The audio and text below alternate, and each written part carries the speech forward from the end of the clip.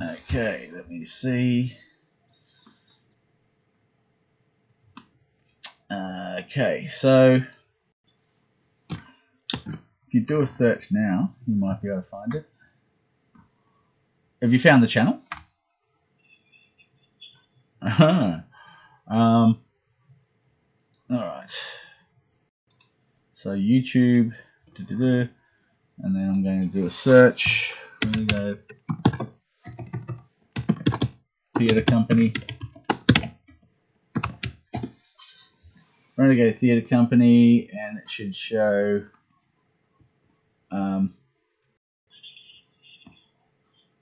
It should have geopolitical encounters. Well, that's one of the playlists.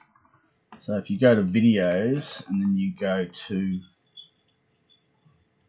yeah, so that's the one. Cool. No worries.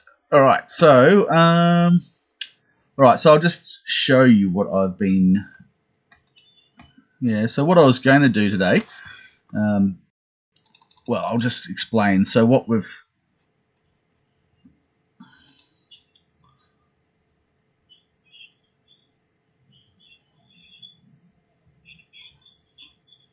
Yeah, sorry, that's the best way to do it, because otherwise there's like time dilation and we create a wormhole in the space-time continuum, and you know, we don't like that.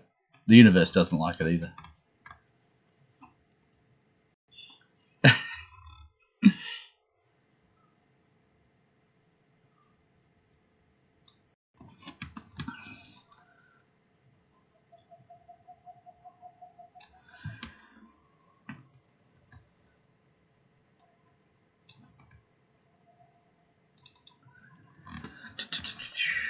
Now, I may as well open that one as well.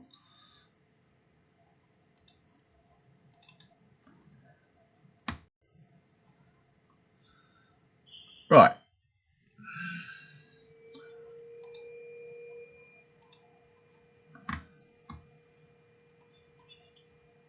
All right. What do we got here? Târgoviște. All right. So that's the one after. Right. There we go. All right. So I'm not sure what you can see on the screen yet. Using a map. A massive icon. Okay. All right. So I think that it's caught up from my end as well. So looking at this town, I'm going to zoom in on the people of the town and try to find the people we're talking about. So I'm just going to open up this. Okay, so Master Alchemist, Poison Fox. Okay, he's the first on the list. So what I've got is all the people who live in this town. Alright, so what I've done is taken a block of 4 of them who have decided to go and do some investigations and a bit of a scouting run. So that's the blocks in the mapping there. Now I'm just going to jump over to the board, and then I'm going to show what their move is. Now this is going to be a bit confusing, but this is all of the different groups around this province who have decided to do something today. So it gets a bit squiggly, but we're going to focus on number 3.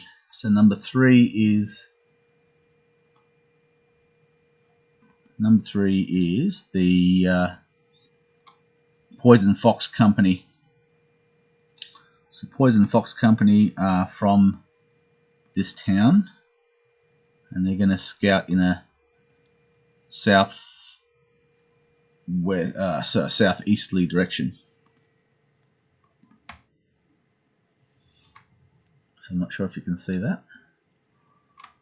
So what I've got down in the bottom right hand corner is a little random number generator card drawing system, because this is basically for a live event. So what I'm hoping that is going to be the case will be that these boards there'll be 4 of them in play, and people can move from table to table, and they'll be drawing cards and processing them. So I'm just me. So if there's 30 players doing it live, they can process. Well, there's overlap and things like that.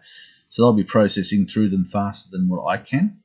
So it's a little bit slower for me to do it as a live stream, but it's the best we can do during COVID. So,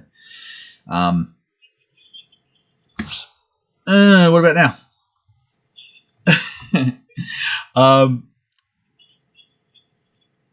Yep. So yeah, the thing is that I could have a deck of cards sitting here beside me, but instead what I've done is I've created the same card draw in a Excel file. And so down in the bottom right hand corner, I'm not sure if you can see it. Yeah, so Microsoft Excel, I'm just going to zoom in on that. Well, I don't know if I can. I will make that bigger. And now I'm going to zoom in. And there we go. So what I've got is this kind of number generator and alphanumeric generator. So this is to simulate a card draw. So as I F9, it comes up with different results.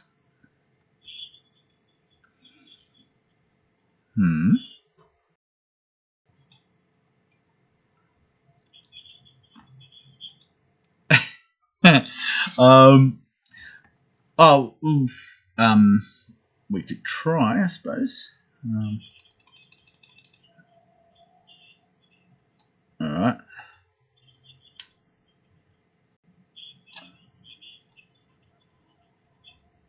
Yes. So Renegade LARP at Gmail.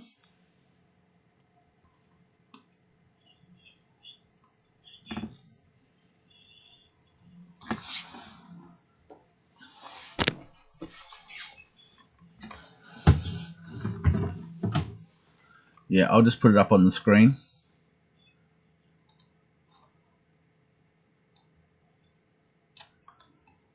Well, that's not it. So it's not. That's well, I need to modify that. Need to modify it with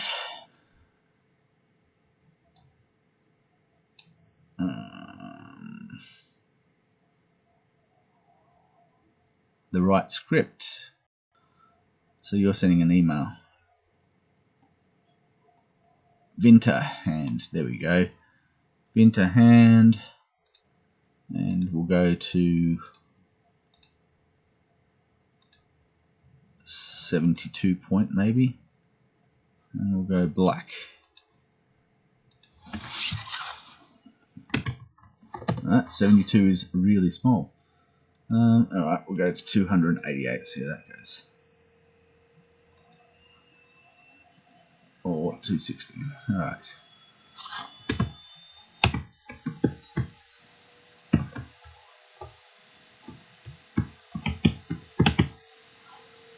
That's better.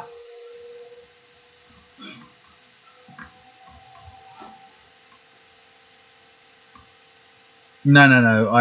And it's a bit of a delay, but I just typed in the.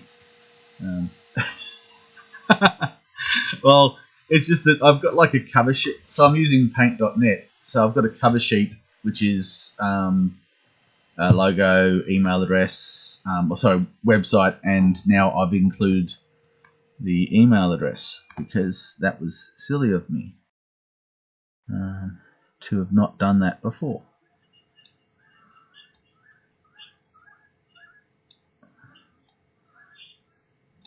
Right.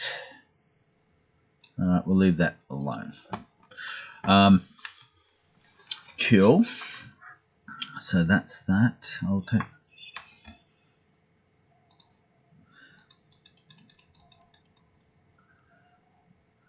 So anyway, so what I've decided is that in the absence of the barons turning up, the locals have taken the literal meaning of the Valini peace accords to sort of take matters into their own hands. So they're going to go and do some exploration of their own without any oversight from anybody.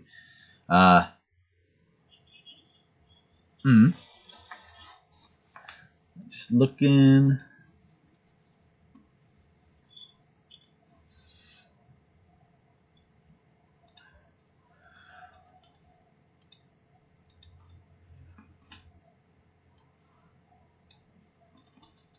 And looking and looking.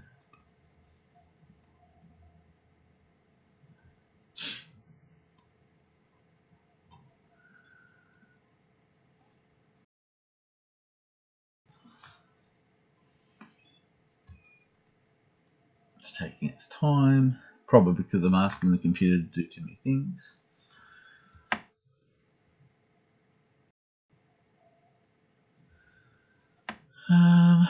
Right, what have we got here by subject? Let's try by date. That would be better. There we go, Zoom link.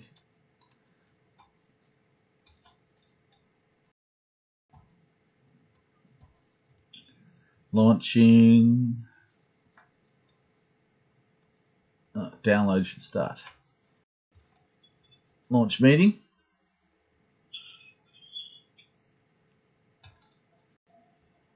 So should I click on launch meeting? Yes, no.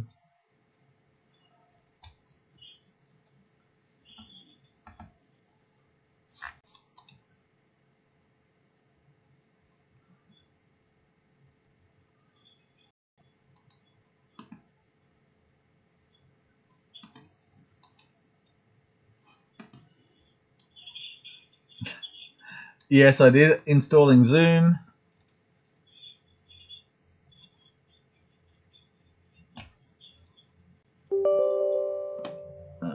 Yes. Okay. And launch. Now it's saying connecting. Join meeting. And now it's come up with a Dover. Join with computer audio. Well, I'm still doing the live stream, so I'll need the computer audio.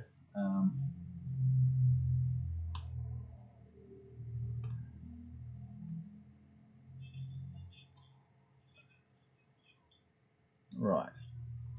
Okay, so you're going to see what I'm seeing.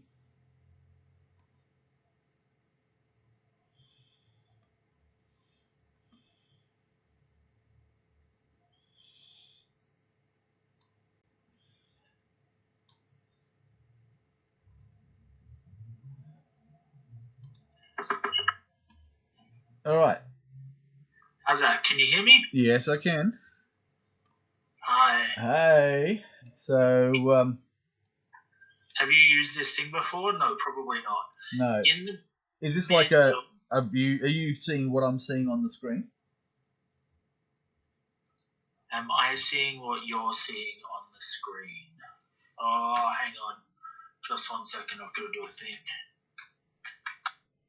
Back in a second. All right.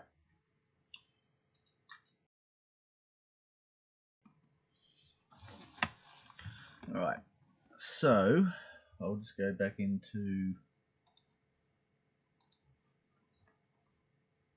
I'll just go back into the Word doc, and I'll just go through what we've got. So we've got Poison Fox, who's deciding to head southeast cross country from Cassiogenius, crossing the consecrated track, then blah blah blah. So saying all that. No, I'm not seeing anything yet. Just wait.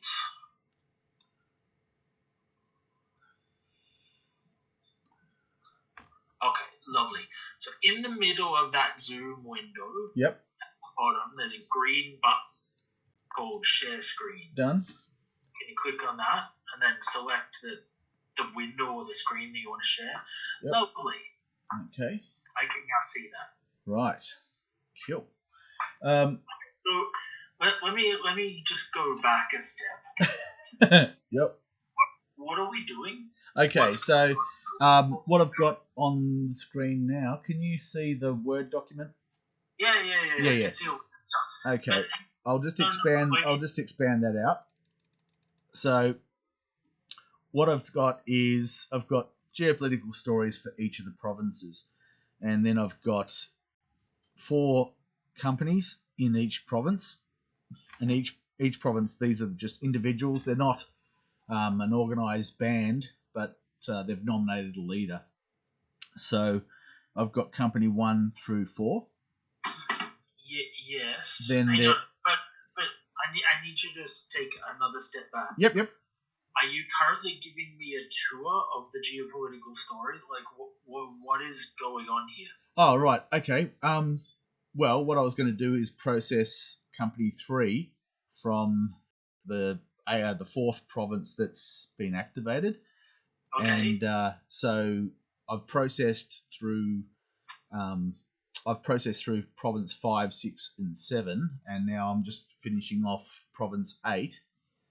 Okay. So yeah, I was just going to do it as a live stream. I thought I'd give you a call and show you around. Right.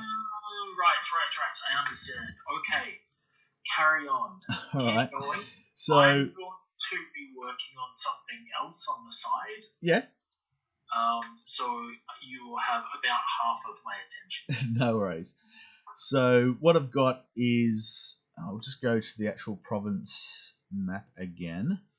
So I'll close that down. All right. So because this has been redesigned to be, well, it's been designed to be a board game that can be played out, and that all the geopolitical players can be playing like 4 versions of Monopoly at the same time with the same pieces, the same people in the game. They can move from table to table, etc., etc. So, in the absence of that kind of oversight from geopolitical players, I've decided that the locals are going to take advantage of this sort of power vacuum, and they've decided they're going to go for a bit of a wander themselves, for loot accumulation, but also to find out more about the places that have been denied them. Because they haven't they've just been going about their own business for a long, long time, and there's been the Civil War and things like that. They've got the consecrated tracks. I'm just going to remove the geopolitical, and I'm going to zoom back in on the map a little bit. So what I've got is towns, villages, hamlets, and farms, all with a consecrated track between them. So they've been farming and mining and doing forestry in the areas that have no undead in them. So any of these areas that's like a circle of exposed territory is where they've pretty much been living and working, and the tracks between these places are heavily trafficked, and they've been consecrated by a priest to deny the undead access, so they can travel from A to B without having any problem with undead. So that's the reason why some of the towns have got these lines between. So there's the track, and then there is this cleared area. Now, in terms of scale of the map, each pixel on this map is a 10-foot square area. So I'm just going to zoom right in, and then I'm going to select pencil effect, and then I'm going to click on that, and that is a 10-foot by 10-foot area on this map. So that's just as an example of scale. Now I can't even find the dot. There he is. Okay, so the dot's just over here. So that's a fairly big scale, but it's still manageable, and it still sort of comes back with, you know, being able to put it into. I mean, sorry. The other thing that I was going to do today is I was going to tidy up these forms. This is a town layout, but the thing is that it's not good enough. I mean, I want to make it so that you can actually get right down into the detail. So this is the town we started with, and you can see that starts to get pixelized, and it's not perfect compared to looking at this scale, which is on this map. This is the map of the town itself, and its scale is 1 pixel equals like a 1 foot square. So what I've done is copied and pasted values only from Excel. So this exists in Excel. It was created in Excel, and the reason that I've done that is so that I can have the graphic representation of the town, as well as having all the power of Excel for record keeping and things like that. So in the corner of these squares, you can see this red here. That's a carryover from Microsoft Excel. That represents that the actual block has a comment field. You know how you can put comments with Microsoft Excel? You there? I am here. Yeah. It's really just look. I can open up just quickly. I can open up a.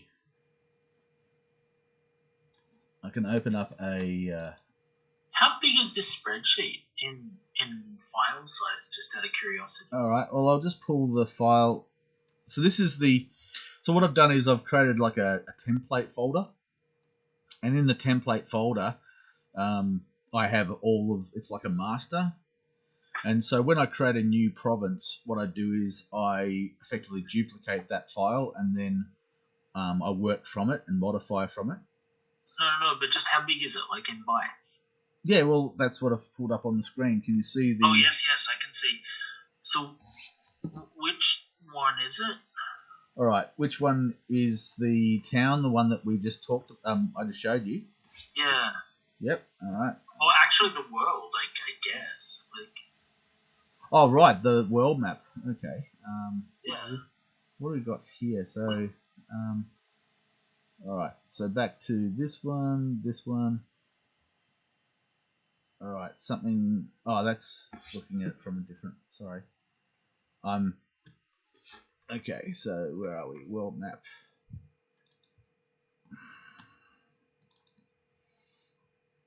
Well, it's not that big. That's it. That's in the PDN. I'll just open it up. And so what we've got is file size for this one. Yeah, so the world map is only 51,624, and that's this. Okay, so the region that we're looking at. So that's the map there. Then I'm going to zoom in on the area that is Velini, and each of these pixels on this map is a 9 mile by 9 mile. So that's the scale on this map. Then I'll get out of that one and I'll open the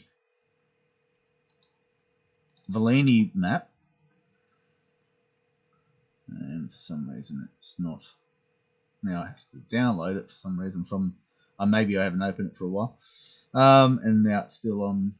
Because this is a new computer. Because my old one decided to kill itself during COVID, which was traumatic. That's upsetting. Yep. And trying to get an Alienware from Malaysia. That's anyway, it happened. It came through. All right. So now I've got this map up, and So what I've got here is each of these coloured squares represents a different faction. So the leadership of this is assigned. I've basically used a colour representation of the empire that's or the faction that is in charge.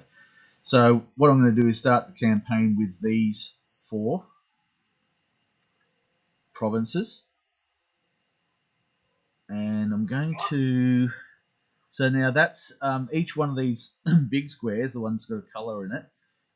That's 9 mile by 9 mile, and then you can see these other ones that have got the other pixelized form. Those are in each one of those pixels is a 1 mile. Sorry, the coloured ones are 9 mile by 9 mile. The smaller squares here are 1 mile by 1 mile. And then I'm going to remove the faction. I'm going to remove the faction from one of them. Okay, so I've just removed the Samurai faction from this one. And then each one of these pixels is a 1/4 mile. So then what I do is I take that 1/4 mile representation and then I turn it into this kind of imagery. So that's Târgoviște. Okay, so that's Târgoviște. Târgoviște, and this is Târgoviște as well. Alright, so yeah, I did select the right one. So the map that's on the screen right now is Târgoviște after I've done the special source on it. Yeah. And this is what Târgoviște looked like before special source.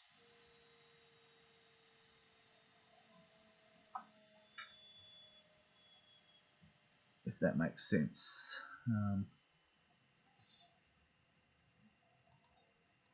Alright, there's one more map that I can show, which was I don't want to get things confused with scale. So what I've tried to do is I've tried to make it so that I don't have a multitude of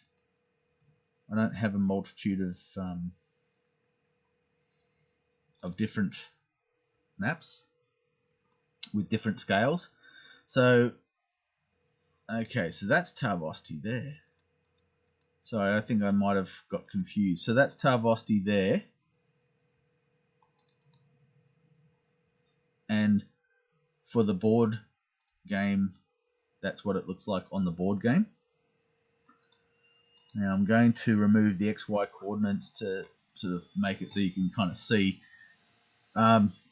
So for the start of the campaign, I'm making it so they can't actually engage in any activity outside of the province boundary, the border.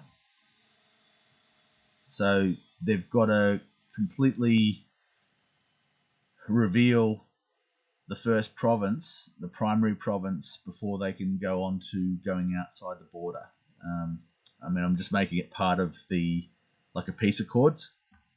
That the whole point is to bring stability and reclaim the territory and develop it, resettle it, things like that. So it's not just about adventuring and going and taking from the area, it's to rebuild the area. So yeah, so on this map here, it's not very good in terms of me giving a scale to each of these pixels. This was just a demonstration one. I'm not sure if that makes sense. That makes sense. Yeah, so this is the region that I showed before on the other map, but this one has had a special source done on it. And then what I've done is I've kind of taken the more accurate special source from, say, here, and I've copied that special sauce, and then I've pasted that special sauce and blended it. Look, it's not a perfect workaround, but in terms of the scale of the region that we're looking at, I've got these 4 provinces in operation, so they're being activated all over Volini. There are provinces that have now got people like barons who are managing them and putting together strategies on how to reclaim territory and such. So that's the one I'm working on at the moment. There's, I zoom too much. So there's the same circular consecration. So the priests have come through, they've consecrated these areas so that undead can't pass into these areas that have got this cleared area. So where it's black is where it's not consecrated, if that makes sense. Anyway, so that's the region. Then I've got the town, for example. So the people who are in the town have basically been pasted into the town. So this is their card.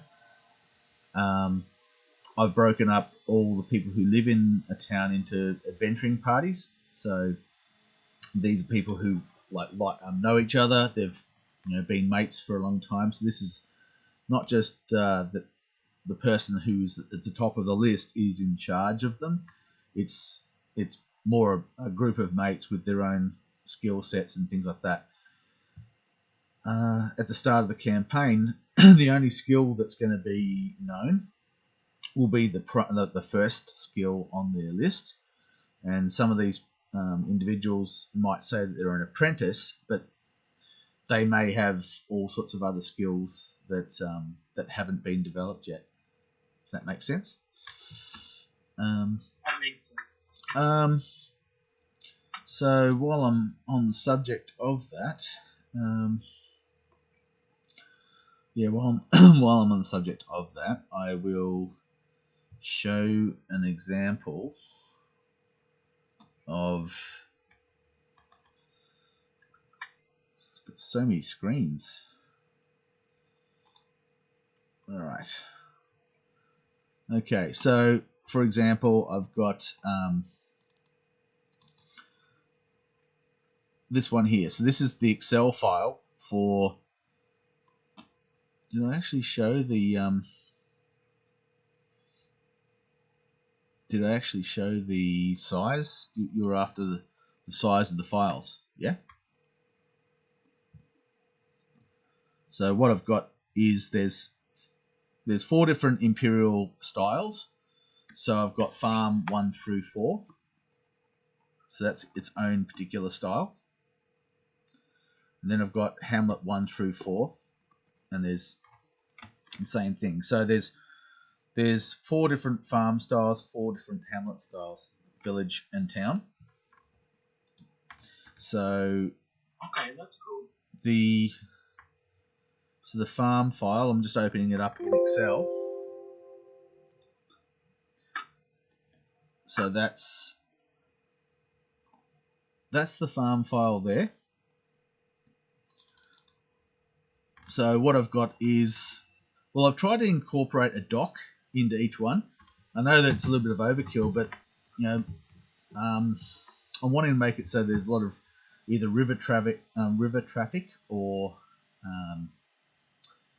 by road, and the the designs are the engineering, the architecture. It's all a bit overkill in terms of this is just a farm, but it's a farm that's in the Saint-Roger style and such. So every one of them's got this little dock area. I've made it so that each one of these is a 10-foot by 10-foot house, for example, stone. What I've done is, because I've used Excel, one of the powerful things about Excel is I like the idea of in a lot of games, I like destructible things. So, you know, I mean, if somebody wants to break someone's door in and ransack their house, not that I'm condoning that kind of behaviour, but if they wanted to, then the question is, how many hit points does the door have? And I don't want to have to answer that question individually. So what I can do is I've made it so that Excel will generate a hit point. So when I move my mouse over the cursor over the door, it says it's a steel reinforced ironwood door, and it's got 200 hit points. But the thing is that that's not enough, because just by assigning 200 hit points to something, there needs to be some variable. So what I've done is I've made it so that there is an RNG to it. So I'll click on that, and up the top there, can you see the round between? I can. Yeah. So this is in the template form. So in the template form, every single piece of stone has an RNG element to it. So when I want to say I'm going to create a brand new province and I'm going to make farm 1 in this brand new province, what I do is I F9 and then I copy and then I paste values only. Yeah. And what that does is effectively it makes it so that every single town, village, hamlet, and farm, if you wanted to break something, then it will have its own individual hit points. The other thing about Excel is that you can see that I'm just moving my cursor over the top of the stonework, and it has this little comment here. Now, the person who lives in this farm 1 style farm can go out their back door, go into their backyard, and can basically, I don't know, get a trowel, they can start knocking this brick out. So this particular brick here looks like every other brick, but then all I have to do is go to edit note, and then I might put a few hard returns in, and then this is secret cache of loot and title deed to the house. So I just put that into that cell.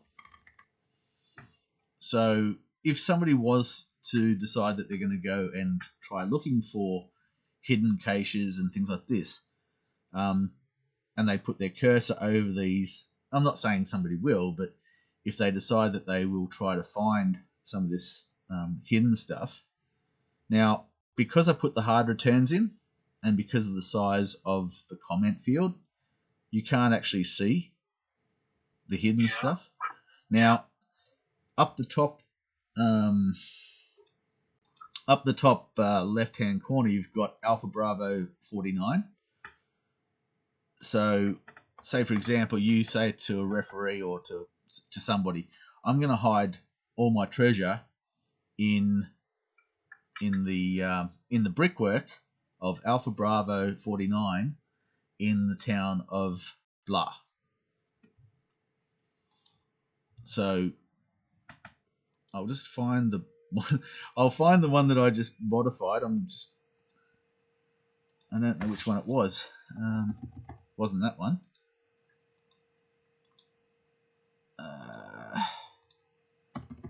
No, it wasn't that one.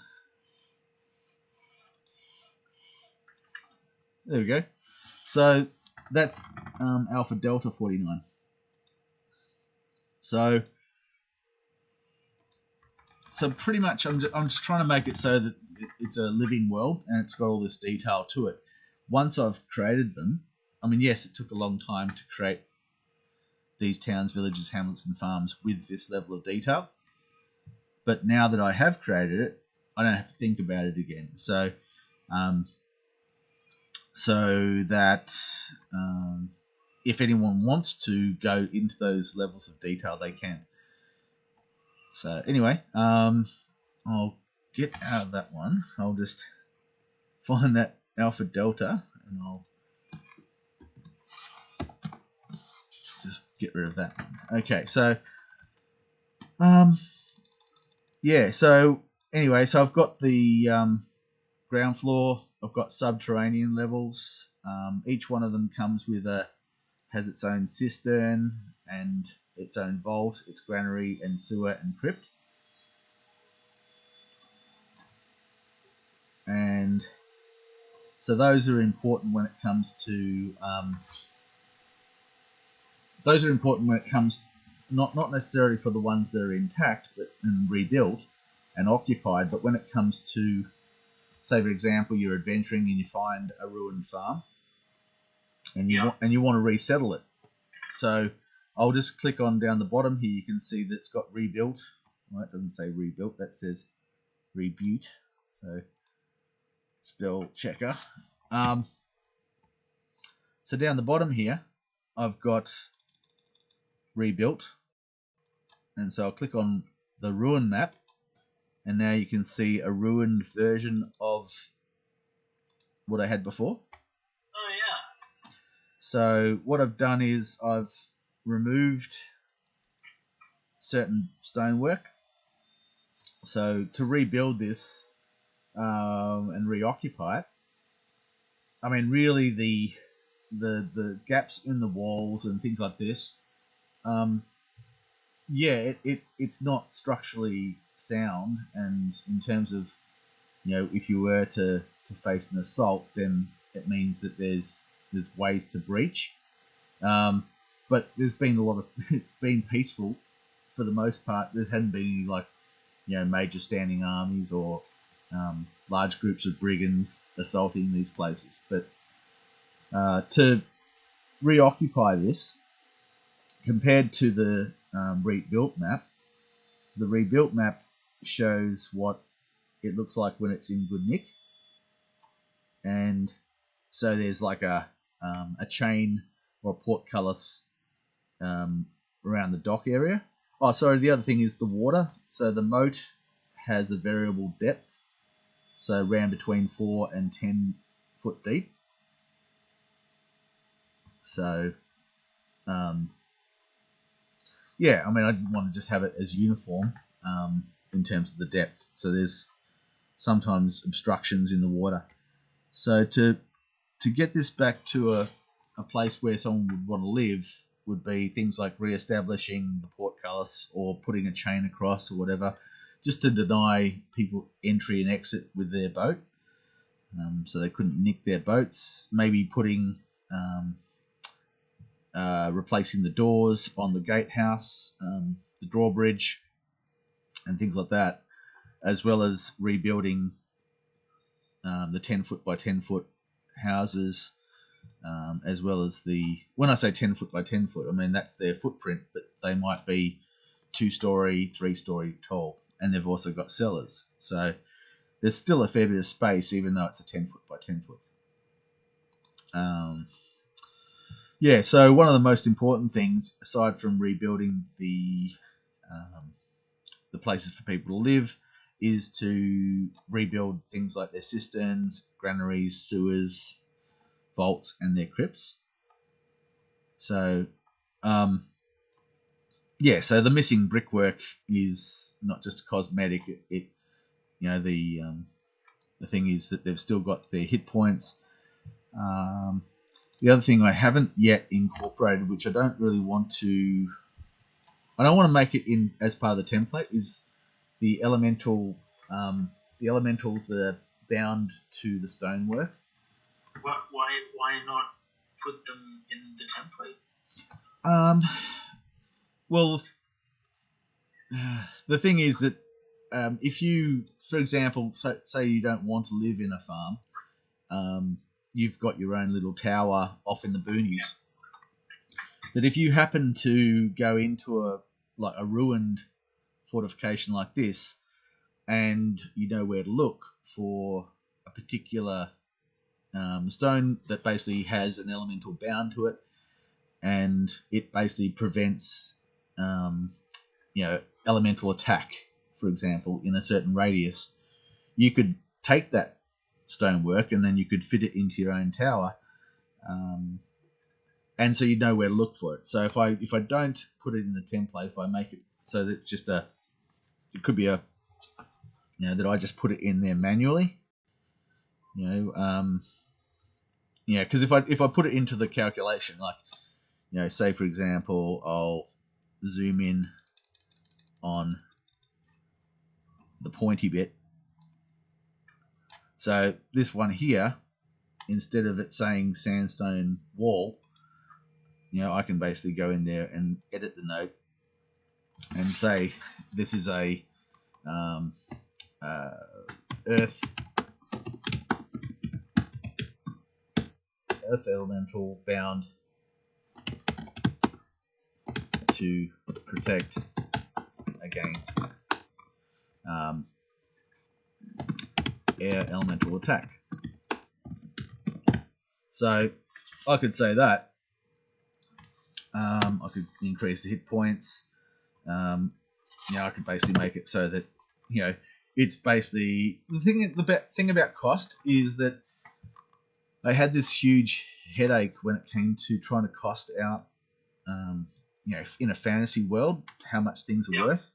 So what I decided was that if you find a piece of stone that has an earth elemental bound to it that protects against air elemental attack, within say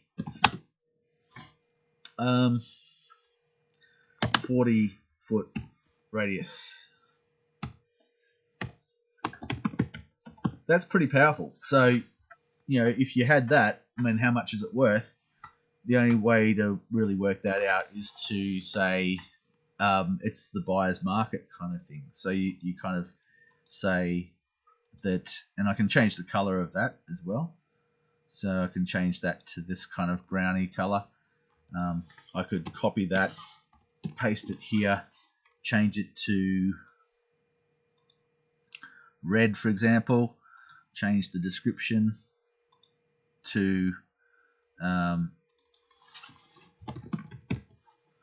so this is fire elemental bound to protect against water attack. So the same thing, and then up here with the ram between. Well, the thing is that if I just make that, take out the ram between, and just basically make it so that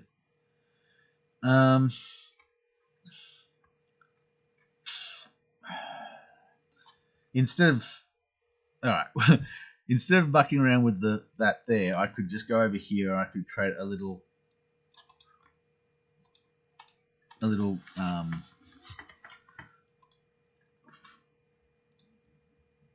square, and I could put into this square 2000. Yeah. And I can increase the font size so you can read it. All right, so 2000. And then I can basically refer to that. So that's delta papa 17. So I can make it so that ram between, instead of ram between, I can say equals delta papa. What did I say? 18. Or 17. There we go. Oops. So yeah, the only other problem with Excel is that sometimes the rows and columns. So what I've made is so that I've the pixel width, I've made it so that it's like 10 pixels in terms of row and column. So anyway, now what I've done is I've made it so that if I feel like changing the calculation, I could just change the number up here, if that makes sense. But the other thing I can do is instead of that, I could So say for example, this one says ran between 10 and 200. So where it says ran between 10 and 200, what I can do is I can select all those squares there, and then I can just go up to find replace, and then I can replace that with this. See what I mean? I do know what you mean, Carl. I'm very sorry. I'm going to have to drop off. I've got an incoming call. No worries. This is fascinating, though. Yeah, well, it's just, yeah. Anyway, we'll talk later. Yeah, take care. Cool. All right, bye.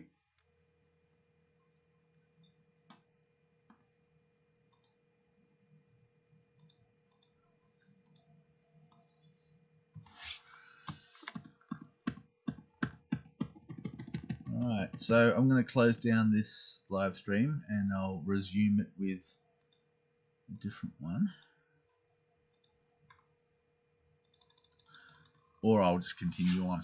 Anyway, so not sure if there's any questions about that explanation about how I've created the templates. We can talk about that if you want to send me a PM or give me a call or an email.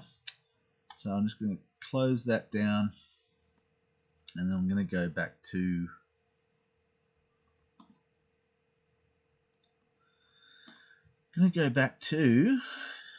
the don't save. All right, going back to here. So we're still on this move for where are we? It's a poison fox.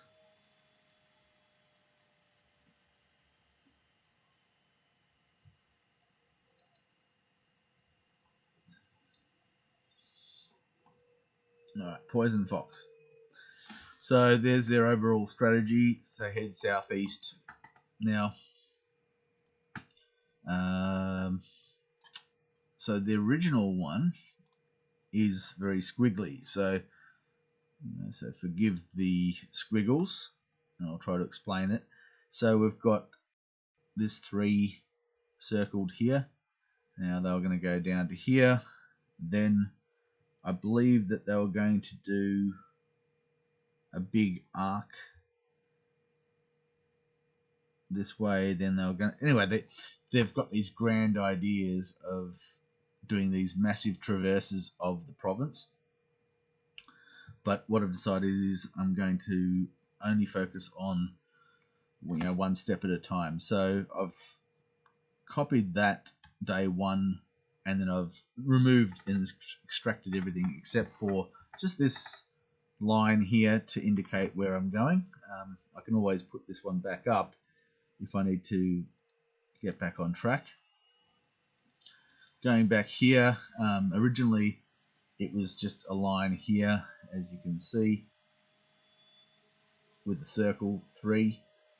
But what I've decided is I'm just going to follow the terrain, go through this little cutting here onto the grassland, and then out this way. Now, the results of the moves.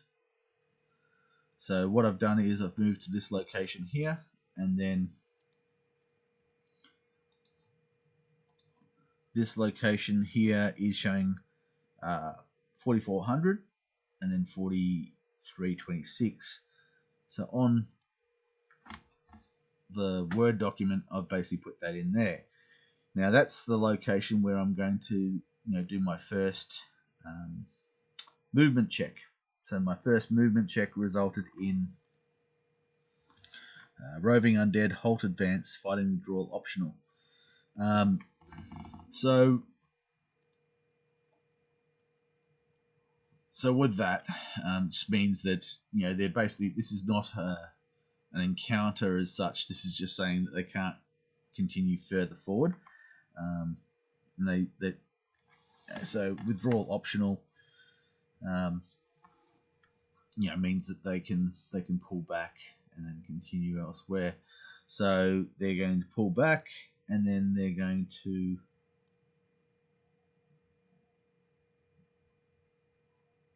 try that. So that is 4328.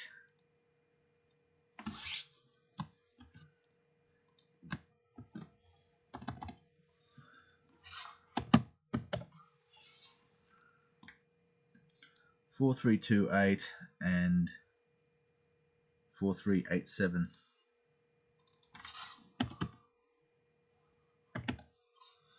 Alright, now I'm going to put a hard return in there, insert pages, page break, and then change that to encounter 2. Then I'm going to go over here, and then I'm going to F9, and again we've got roving undead, so they're having trouble getting through that way. So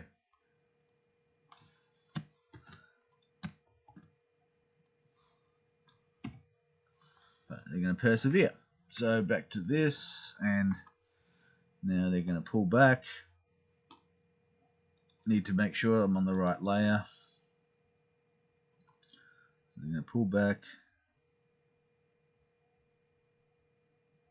and try and going this way, and we'll try another Excel, F9, and movement unopposed. So that was 4232. 4232, and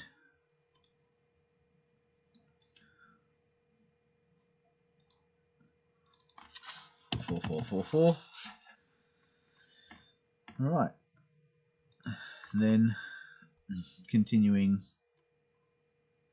crossing the mountainy terrain, and I reckon that we should go to about here, and I'll click it again, F9. Encounter sighted engagement optional, so I'm copying that.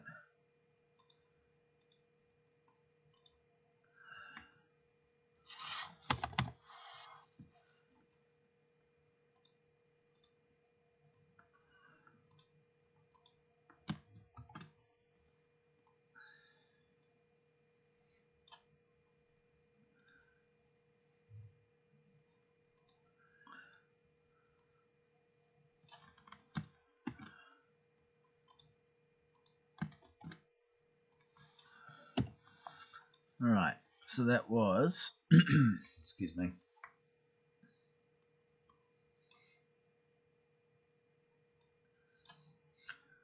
think this might help.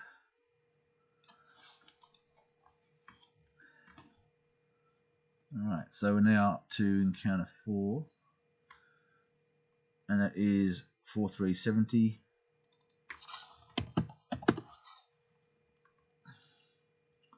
And that is 4597. And then we're going to go over here to and look for engagement sighted, encounter sighted engagement optional, so Delta 16. So I'm going over to here, and I'm going to put black over encounters, and then I'm going to click on encounters. So that was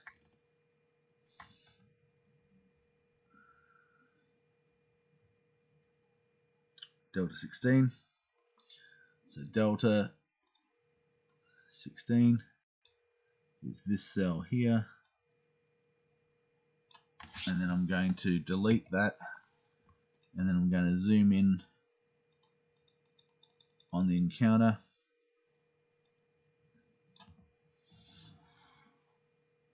Okay, so the encounter is with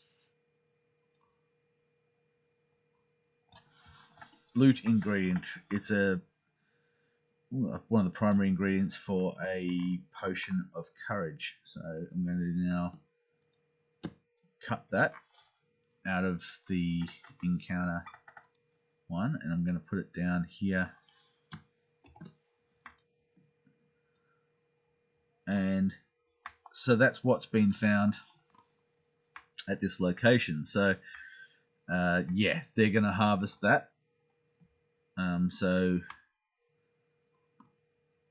that's going to take them quite a while to harvest. So going back to the map, that's where they're at. They haven't got very far away from the town, but they've already found this herbal patch. So I'm going to just tidy it up here with group 3, and I'm going to tidy up what they've done.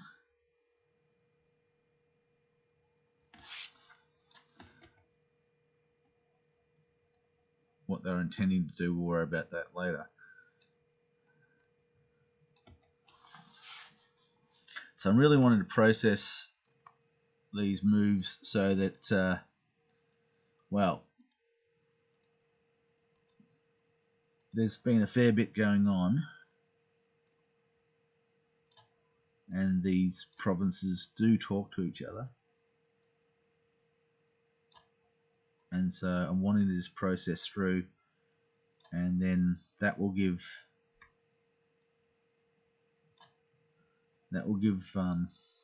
everyone the option to kind of assist each other. So there's been a fair few problems that might require some backup and reinforcements. So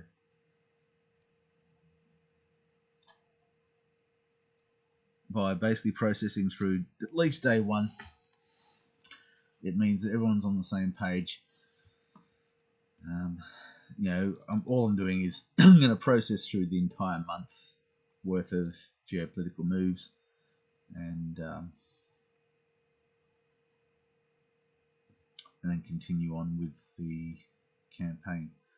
Anyway, thanks for joining us. If you've got any further questions, then you can just send me an email. You can send me a personal message. You can check out renegadelarp.com, and if there's anything else, then yeah, just let me know.